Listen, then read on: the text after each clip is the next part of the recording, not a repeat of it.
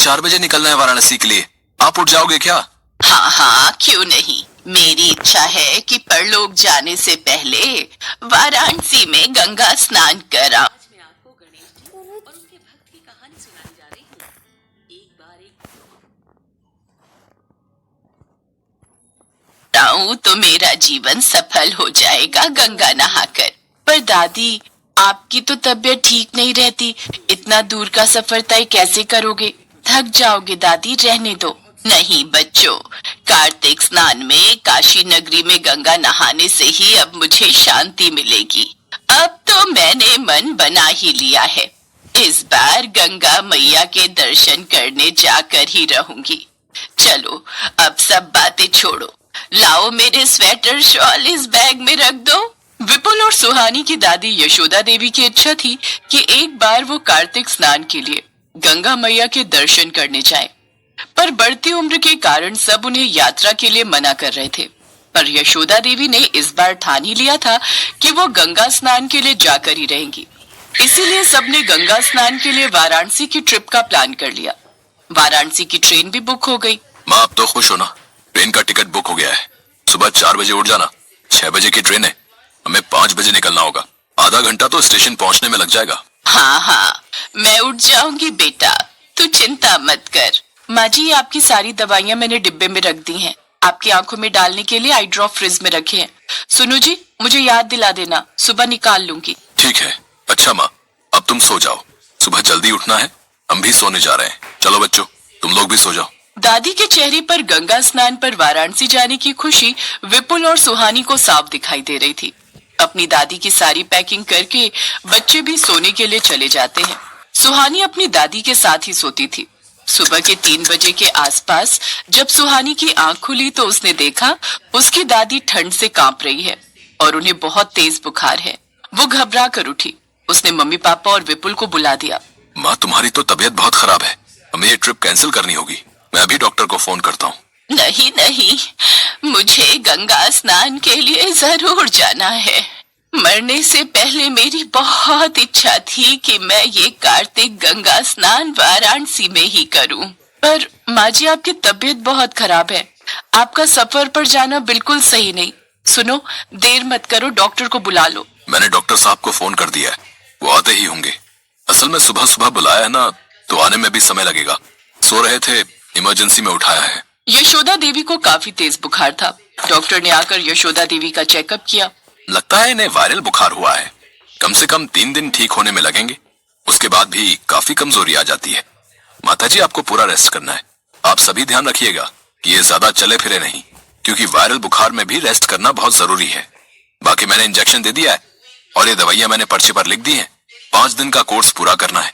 अब thank you doctor, आपने early morning मेरा कॉल उठाया, उसके लिए दिल से धन्यवाद है। डॉक्टर चला जाता है पर यशोदा देवी का मन बहुत खराब था। कितना मन था वाराणसी के घाट पर स्नान करूंगी, मोक्ष मिलेगा। सब सपना ही रह गया। मुझे तो लगता है गंगा मैया मुझसे नाराज है, तभी उन्होंने मुझे अपने पास नहीं बुलाया। माँ जी, कोई बात नहीं, इस साल नहीं तो अगले साल चल चलेंगे। आप अपना मन छोटा मत करो। अपनी दादी की यह हालत बच्चों से देखी नहीं जा रही थी। सुहानी और विपुल ने प्लान किया कि अगर दादी गंगा स्नान के लिए नहीं जा सकती तो वो अपनी दादी के लिए गंगा मैया को उनके पास तो ला ही सकते हैं। पापा, आप चिंता मत करो, मैंने फ्लाइट की टिकट करवा ली है। हम रात तक लौट आएंगे। और वैसे भी गंगा स्नान तो कल है, दादी का मन भी खुश हो जाएगा। मम्मी पापा, हम अपनी दादी के चेहरे पर उदासी नहीं देख सकते। दादी ने हमारे लिए बहुत कुछ किया है। अब हमारा टाइम है उनके लिए कुछ करने का, उनकी इच्छाओं को पूरा करने का। प्लीज मम्मी, प्लीज पापा। हमारे बच्चे कितने समझदार हो गए ना ममता। जाओ बच्चों, गंगा नदी का जल ले आओ, अपनी दादी को गंगा स्नान करवाओ। विपुल और सुहानी एयरपोर्ट के लिए निकल जाते हैं। वो अपनी दादी को सरप्राइज देना चाहती है। यशोदा दवाई लेकर सो जाती है। उसे पता ही नहीं चला कि विपुल और सुहानी देर रात जल लेकर आ भी गए हैं। अगले दिन गंगा स्नान था। यशोदा जब सोकर उठी तो विपुल और सुहानी ने उसे सरप्राइज दिया। अरे बच्चों, ये पंडित जी को किसने बुलाया है? दादी, आप ही तो कह रहे थे कि आपको वाराणसी जाकर गंगा मैया के दर्शन करने, गंगा स्नान करना है, गंगा मैया की पूजा करनी है।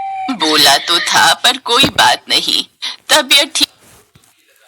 सॉरी गाइस, रुकिए, बोला तो था पर कोई बात नहीं, तबीयत ठीक नहीं थी और शायद किस्मत में गंगा स्नान लिखा ही नहीं था। हमारे होते हुए ऐसा कैसे हो सकता है? दादी, ये लो वाराणसी में बहने वाली गंगा नदी का गंगा जल बनारस के गंगा घाट से भरकर लाए हैं। यशोदा जी, आप बहुत किस्मत वाली हो जो आपको ऐसे पोता पोती मिले हैं। देखो, आप गंगा स्नान के लिए नहीं जा सके तो गंगा मैया इन दोनों के साथ आपके पास चली आई। मेरे बच्चों, तुमने तो मुझे गंगा स्नान करवा दिया। जय गंगा मैया। मैं आपके पास नहीं आ सकी तो आप मेरे पास आ गई। सही कहते हैं, सच्चे मन से जो भी मांगो भगवान जरूर देते हैं। मैंने पिछले जन्म में जरूर पुण्य कर्म किए होंगे जो मुझे ऐसा बेटा बहू और ऐसे पोता पोती मिले। मेरे बच्चों, जीते रहो, खुश रहो। इसके बाद यशोदा देवी उस गंगा जल से हाथ मुंह धोती